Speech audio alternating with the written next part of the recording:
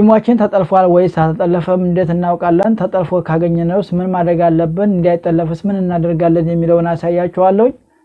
ሌላው ደግሞ በኢሞ የምንላላካቸውን ማንኛውንም ሚስጥሮች ሌላ ሰው ቀጥታ ገብቶ እንዲያይብን ኢሞ በራሱ መቆለፍ ይችላል። ያንን ቁልፍ እንዴት አድርገን ማስተካከል እንደምንችል እንደዚሁ አሳያችኋለሁ።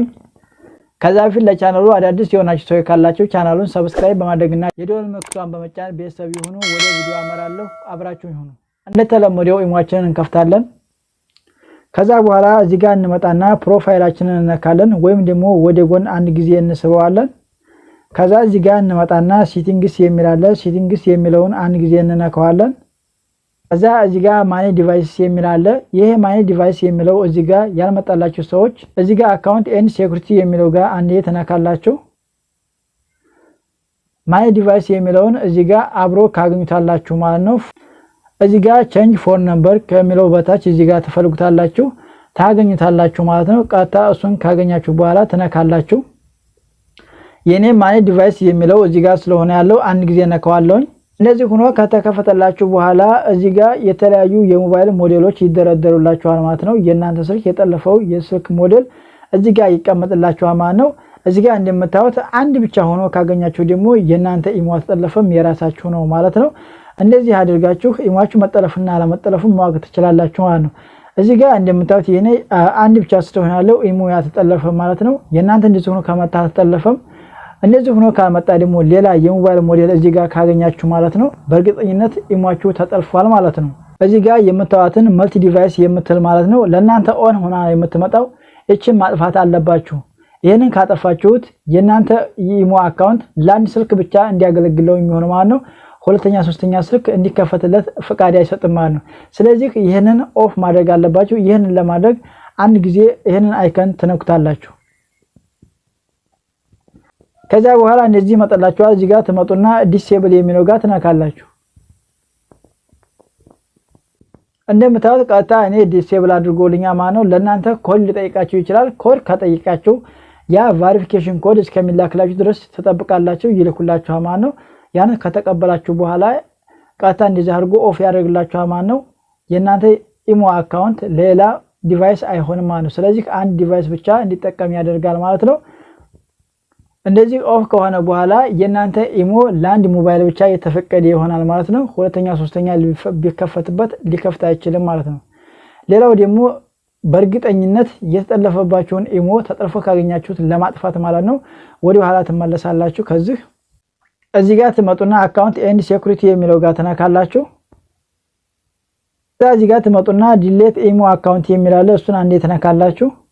በመቀጠል እዚህ ጋር አፕላይ ቱ ዲሌት የሚላለ እሱን አንዴ ተነካላችሁ።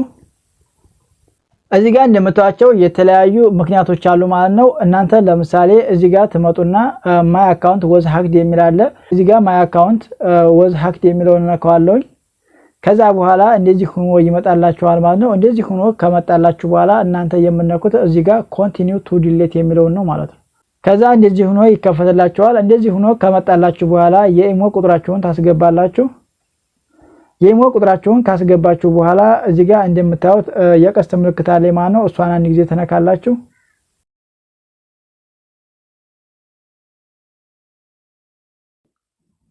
ከዛ በኋላ ተጠብቁታላችሁ። እዚህ ጋር ወረድ ይብላችሁ ማለት ነው። አግሪ ኤንድ ዲሌት የሚላለ ሰከንድ እየቆጠረ ነው እስከሚያበቃ ተጠብቁታላችሁ። አሁን የጨርሶልኛል። እዚህ ጋር መጣና አግሪ ኤንድ ዲሌት የሚለውን እነካዋለሁኝ። ከዛ በኋላ አሁንም መልሳችሁ እዚህ ጋር ዲሌት የሚለውን ተነካላችሁ።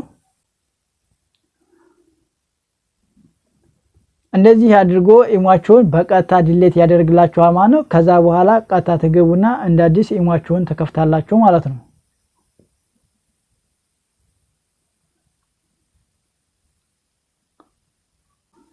ከዛ በመከፍቱበት ሰዓት እዚህ ጋር ማለት ነው ሁለት አይነት አማራጮች ይመጣሉ። አንደኛው ካንሰል ዘ ዲሌሽን ኤንድ ሎጊን የሚላለ፣ ሁለተኛው ደግሞ ሬጅስተር አስ ኒው አካውንት የሚላለ። ስለዚህ እናንተ የምትከፍቱት ማለት ነው እዚህ ጋር ሁለተኛ ያለውን ሬጅስተር አስ ኒው አካውንት የሚለው ጋር ነው የምንነኩት ማለት ነው።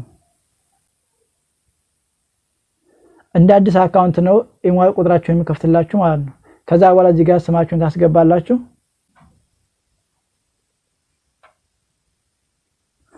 እንደተለመደው ኢሞ እንደምትከፍቱት ተከፍቷላችሁ። እዚህ ጋር ከፈለጋችሁ ፕሮፋይል ፎቶ ታስገባላችሁ። ካልፈለጋችሁም ደግሞ እዚህ ጋር ራይት ምልክቱን ትነካላችሁ። ከዛ በኋላ ኢሞአችሁን እንደዚህ አድርጋችሁ ትከፍታላችሁ ማለት ነው።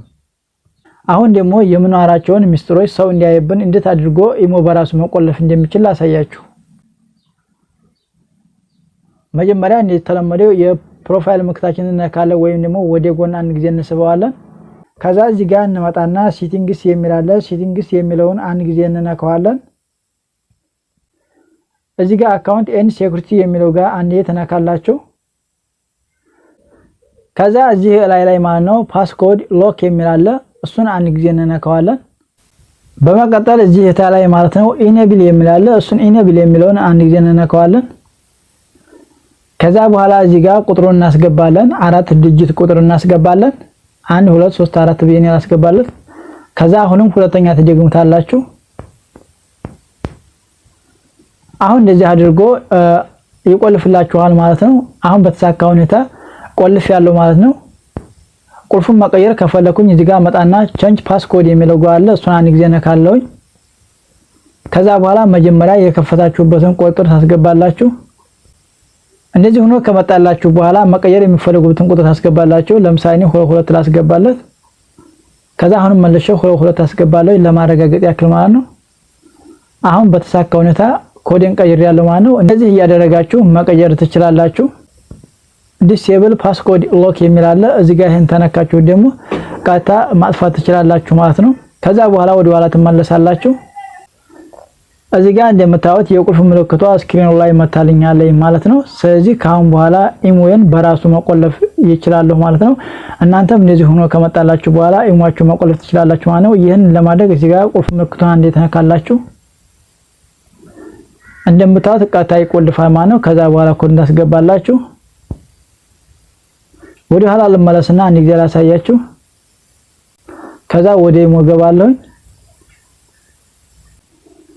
እንደምታዩት ቀጥታ ኮድ ነው የሚመጣልኝ ማለት ነው። ስለዚህ ይሄንን ኮድ ታላስገባኝ መግባት አልችልም ማለት ነው። እንደዚህ አድርጋችሁ ኢሞአችሁን በራሱ መቆለፍ ትችላላችሁ።